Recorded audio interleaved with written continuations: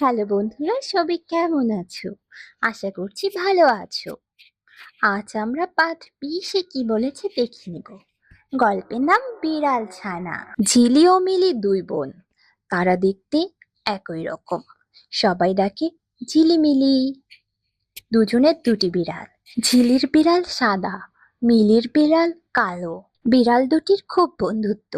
একসাথে ঘুরে বেড়ায়, দুষ্টুমি করে।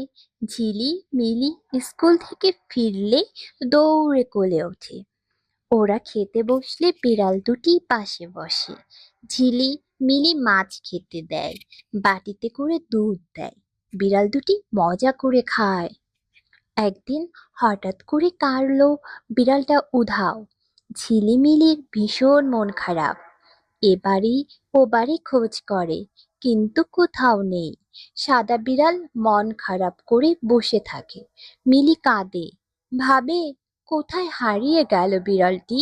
দুদিন পর সন্ধ্যাবেলা হঠাৎ শোনা গেল মিউ মিউ।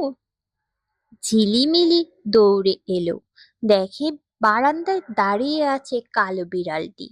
দুজন কি খুশি! সাদা বিড়ালও খুশিতে লাফিয়ে উঠল। কিন্তু এ কি, কালো বিড়াল খুঁড়িয়ে খুঁড়িয়ে হাঁটছে কেন?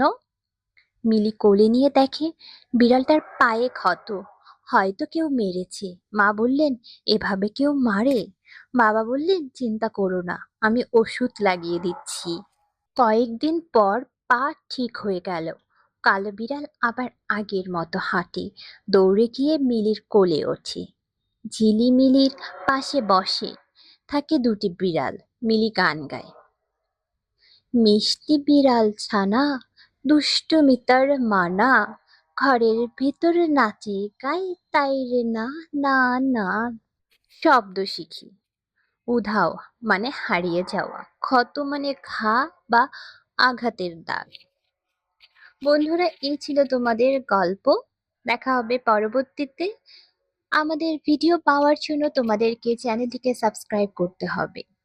ধন্যবাদ সবাইকে।